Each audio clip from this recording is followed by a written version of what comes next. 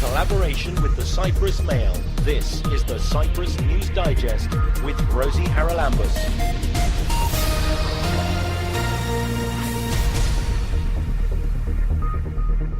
Coming up this week, we'll talk to Nicosia's mayor about the delays in finishing the revamp of the city centre. I wouldn't say mismanagement, but I would say that we had to deal with complexities that we're seeing in the architectural world for the first time in Cyprus. We'll hear about the pop-up festival that aims to breathe life back into Nicosia's now almost deserted central shopping avenue. Now we're giving this opportunity to young people to bring their creative talents in the center of the city. So I think even psychologically it's a very positive thing, and I think it's imperative that we respond to this initiative. And we'll discuss the planned reforms for local authorities. What bothers me is that the conditions set out in the convention are not addressed in the new law.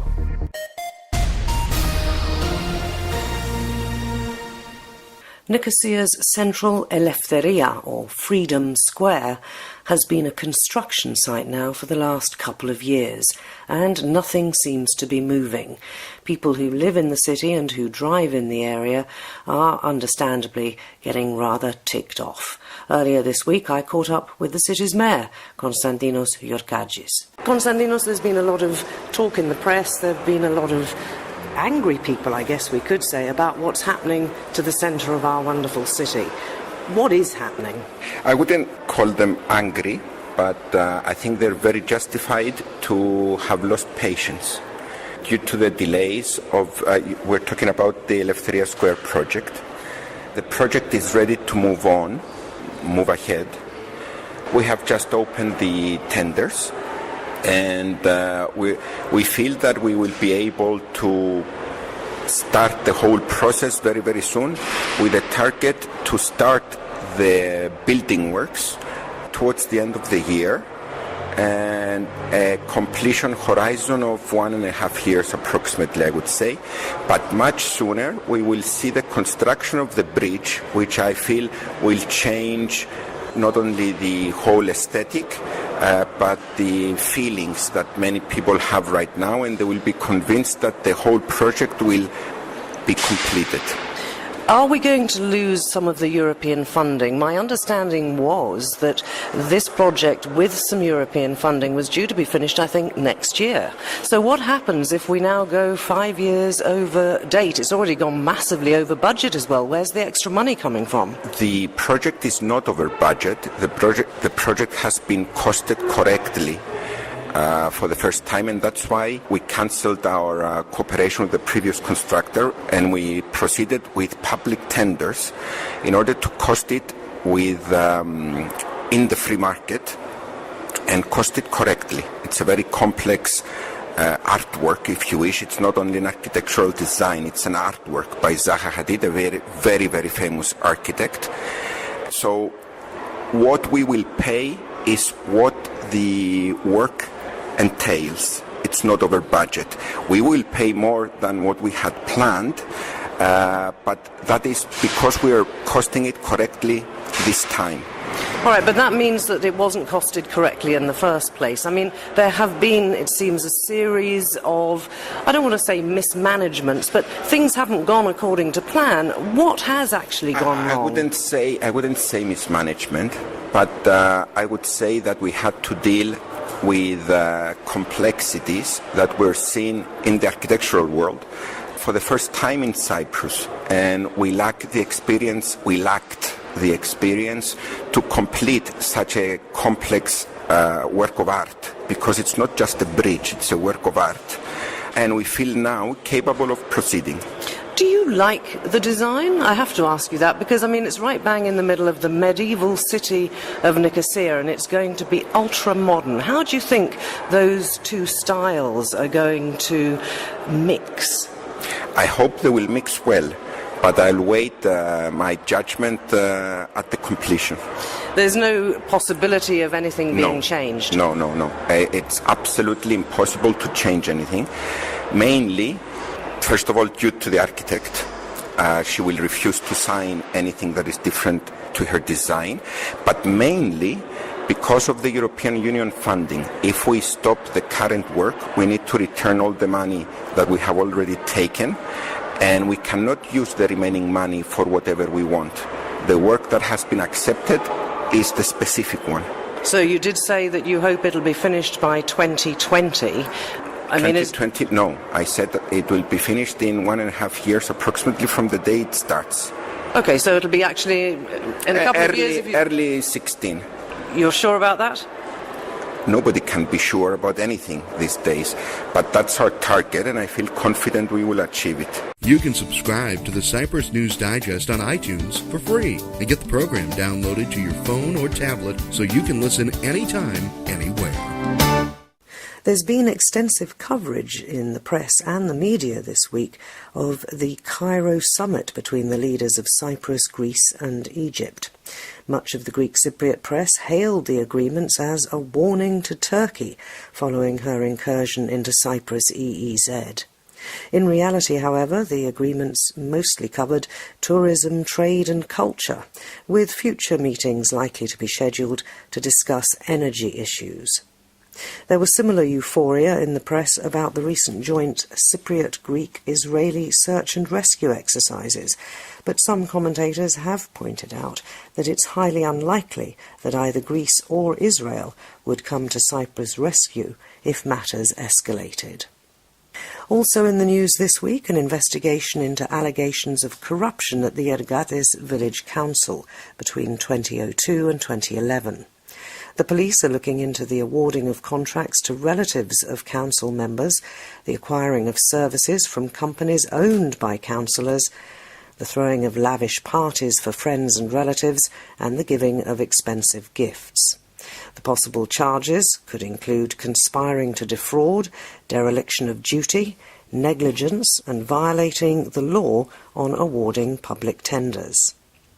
And following on from that, the authorities in Aradipu are also facing questions about the way they handled planning applications from oil field service giants Halliburton and Schlumberger, who will be cooperating with Eni Kogas, which is currently drilling an exploratory gas well in Cyprus' exclusive economic zone. The municipality apparently rushed building permits through just a couple of days before a new bill was passed regarding environmental impact studies for such facilities. The mayor even admitted that Halliburton had started construction before it had the requisite building permit. One municipal councillor has gone on record as saying that all the procedures followed were either illegal or irregular. On last week's programme, you may have heard Finance Minister Haris Georgiadis saying that he was confident that the political parties would act responsibly on the hotly debated foreclosures issue. He succeeded in getting the next tranche of bailout funding from the Troika, but now Akel and EDEC, two of the opposition parties, have submitted a bill to Parliament which provides for the suspension of the foreclosures law until next July.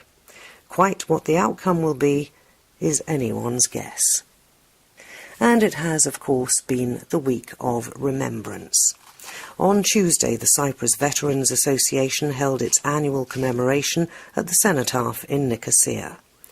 The dwindling number of elderly former soldiers who attend each year stood proudly with their poppies pinned to their lapels and their medals on their chests. But the 2-minute silence, scheduled for the 11th hour of the 11th day of the 11th month, when the guns fell silent at the end of World War I, was just a little later than planned. Why?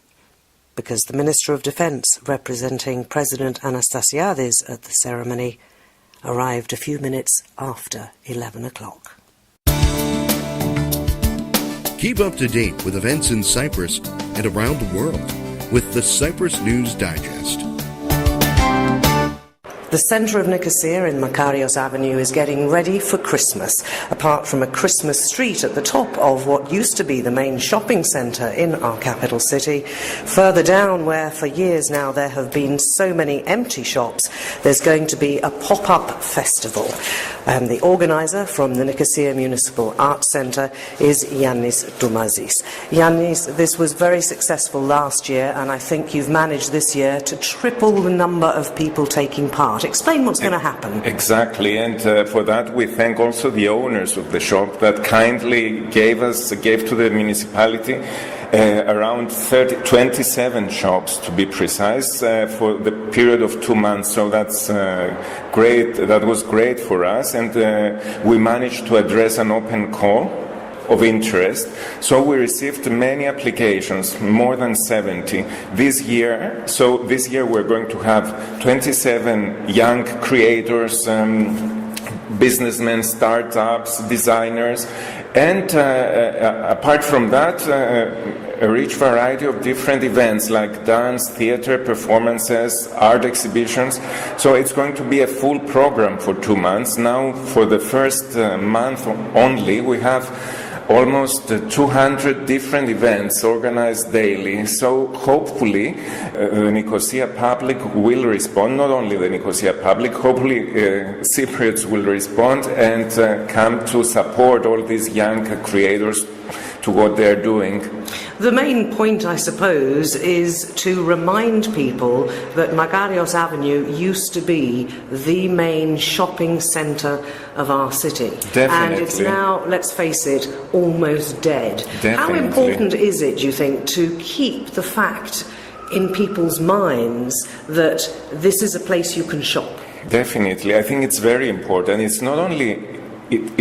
It didn't only used to be the main important shopping street, but it is the central avenue of Nicosia. So, first of all, I think it's very sad for people to see it empty, to see all these shops empty. So I think we live in a country where the sun shines more than 300 days a year. So I think this could be a perfect open-air mall. And I mean, now we're giving this opportunity to young people to bring their creative talents in the center of the city. So I think even psychologically is a very positive thing, and I think it's imperative that we respond to this initiative. You had over 70 applications, I think, and chose something like 39? 39, yeah. What were the criterion you used? I mean, how did you decide who should get space in the shops and who shouldn't? We defined 4 different axes in the open call. One was retail, the other was education, the other was culture, and the other was innovation. So we tried to choose the applications that responded, let's say, to this criteria. But we wanted to include as many participants as possible. So I think our main criterion was, let's say, the quality of the application, the creativity, the innovation that they offered to the program. And we also wanted to have a rich variety of different things. So that was the way we have chosen the participants. It's all going to open, I think, on Saturday? On Saturday, but Saturday it will last for 2 months, from the 15th of November till the 15th of January. It will need a couple of days to warm up and to really take off, but we will have music events on Saturday. It will be a very rich program even on the first Saturday. So everybody is welcome to join us and to meet the participants, to meet the creators, to see what they are doing, and hopefully to support them also by shopping there in Makarios, doing their Christmas shopping. And after January the 15th, everybody's going to pack up, the shops are going back to their empty facades. Your thoughts on that? Well, hopefully. This is the second year we're doing this festival. We started with 10 shops. Now we have 27 and many more events. Hopefully, let's say there will be a boost. I mean, people will realize that It's nice to be outdoors and walk in the center of the city. It's nice to revive the main artery of the city. So hopefully things will start improving. Already I see a couple of shops that they don't belong in the project, but they are already rented. So why not? Let's hope that people will come back. Even Bank of Cyprus is coming back, who is supporting us a lot, is opening the deserted shop, let's say, that they have in the middle of the avenue. They are opening it again for different kind of events. Let's hope that creativity and commerce and innovation will come back to the city. We hope so too. Yanis Doumazis, thanks for joining me. Thank you very much, Rosie.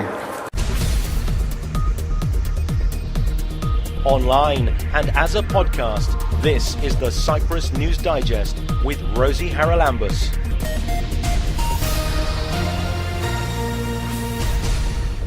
There are plans afoot to restructure local government in Cyprus. Now, former Environment Commissioner Bambos Theobemptou has studied the bill prepared by the Interior Ministry, and although there are some positive changes, I think, Bambos, that overall you're rather disappointed. I am disappointed in the sense that I expected to have a better procedure and more transparency. I expected actually the new bill to be more open to the public.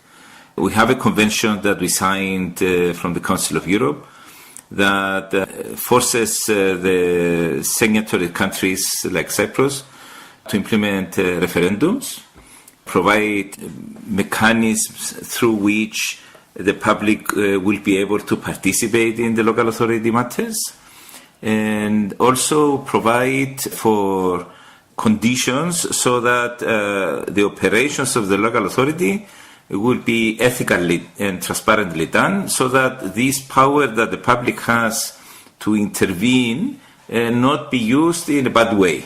A well thought of convention that we signed. But this, yeah, but we signed it in 2011. I think we reconfirmed it in 2012 and promised that it would be implemented by 2013. Well, it's coming to the end of 2014. Have we implemented or put in practice any of the things we said we would?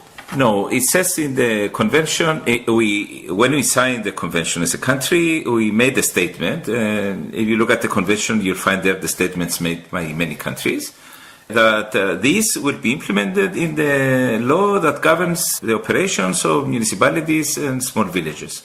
So this is the law they are trying to change now. I know the procedure for changing the law started from the previous government, but it's now 2014. It's not that we are late. It is, for me, what bothers me is that the conditions set out in the convention are not addressed in the new law. Well, that doesn't make any sense whatsoever. If we've said we'll implement it, surely if we're going to redraft the legislation, it's the perfect time to put everything in and get it over and done with once and for all. Yes. This is the time to do this, because otherwise, once they do the law, it would be very difficult to go back to Parliament and do the changes that one needs to do. So, when is the bill due to go to Parliament?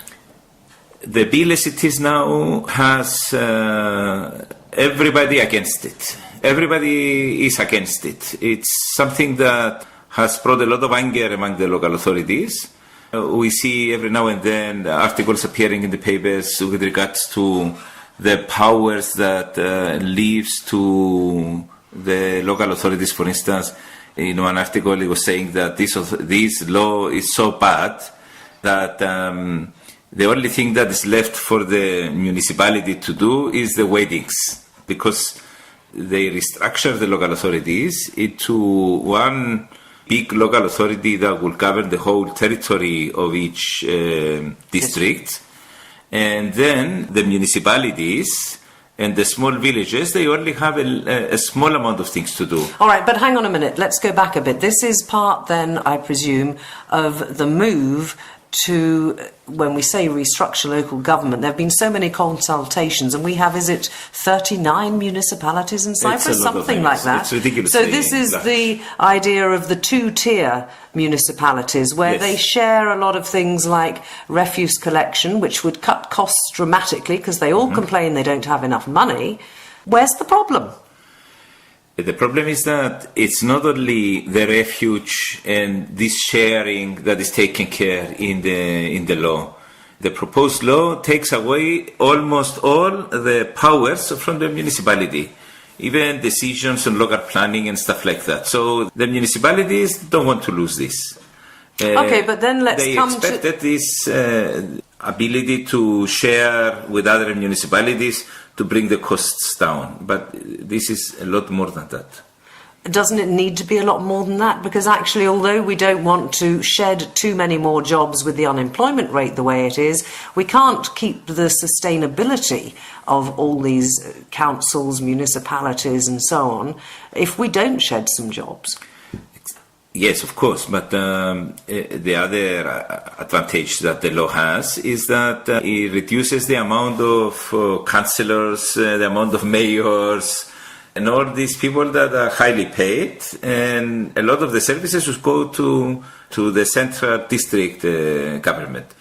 But what you lose in the proposal that they have is you lose the ability to be close to the public. If you put a distant authority, a district authority, then you lose the touch with the people, the village, the municipalities, where everybody knows everybody and you know how to, where to go and what to do. It's this that they are afraid, that somebody powerful will decide for the development of the whole district. All right, so let's talk about two things. First of all, the consultation that I think is built in, because we know that the EU is very keen on citizen inclusion in local authority decisions.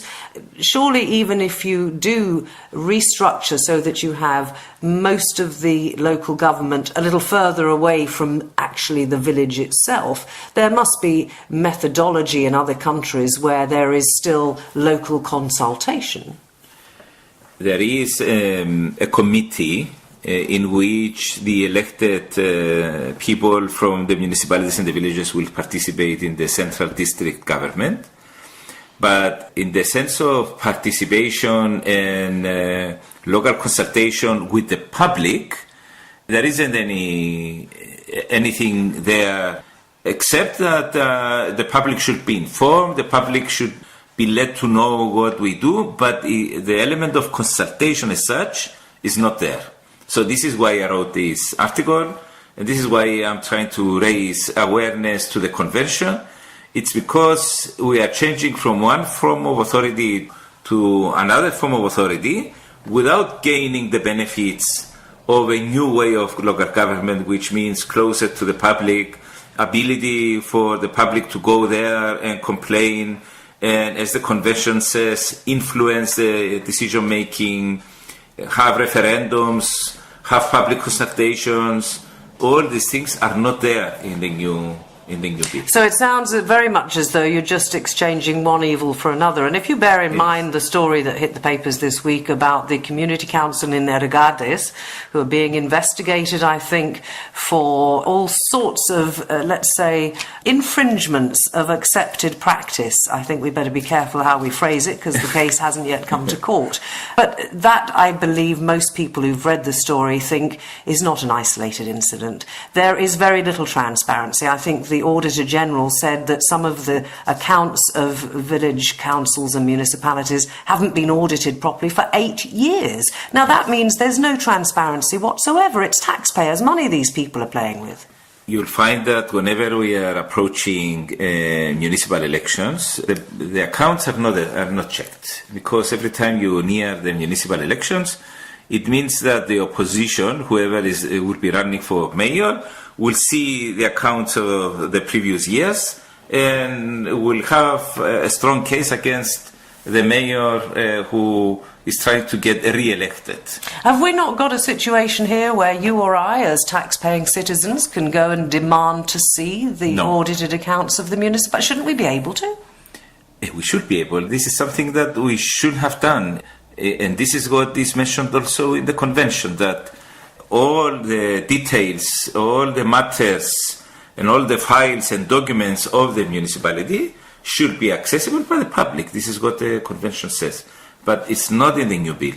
And now, if you try to see this, they won't let you see this. And as far as corruption, I also believe that there is a very high level of corruption running among local authorities and municipalities. I don't think anybody will doubt this. Anybody that has any, even simple things to do with municipalities and local authorities. What reaction have you had to the article that you've written from the people at the Interior Ministry who drew up the bill? I'm waiting to see their response.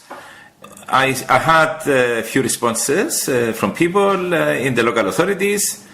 One actually claimed that we do this already. I doubt whether they do it. That's why I won't say which city this is. But it is something that a lot of people do, public consultations, but they do it the wrong way. For instance, if you call a meeting and you explain to the public what your plans are, this is not public consultation. This is letting people know what you are doing. It's what you've already decided. Yeah, what you a public yes. consultation should give a say to the people who are going to be affected by your plans. Of course. Whenever they see this, they say, we do this, but they don't actually do an actual consultation.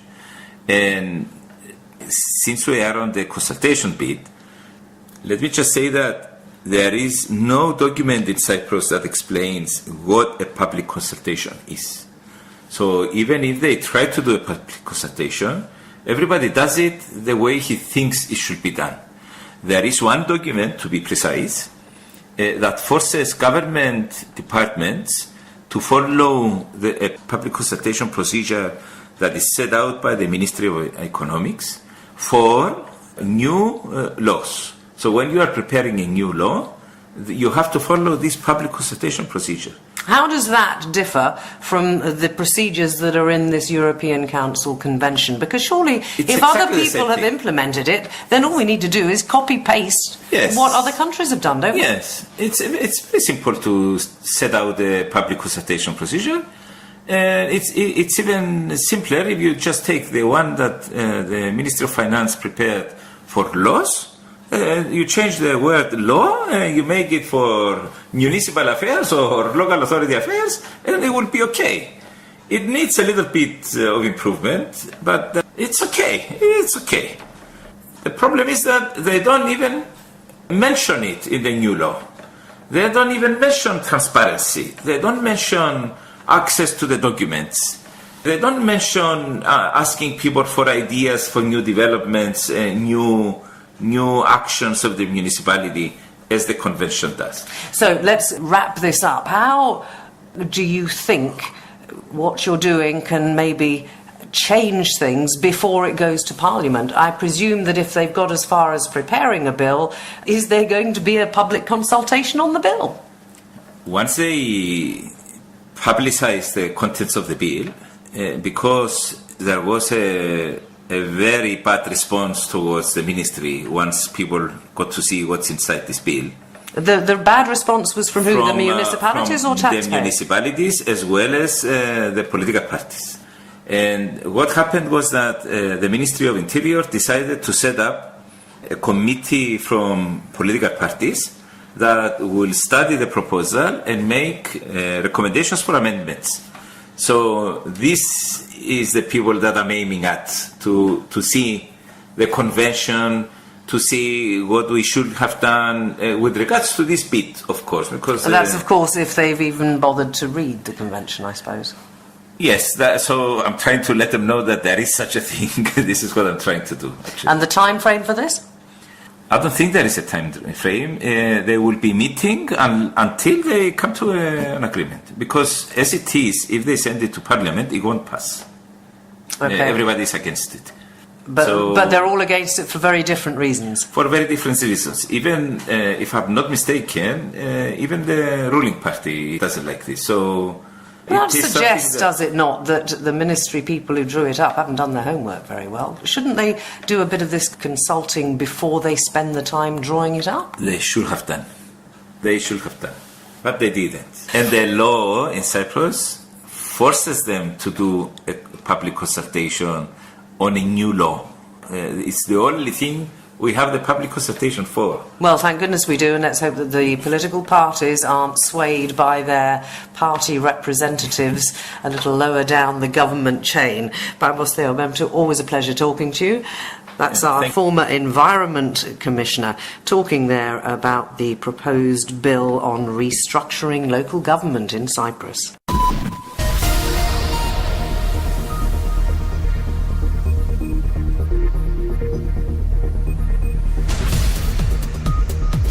Well, that about wraps up this edition of the Cyprus News Digest. Many thanks for your company.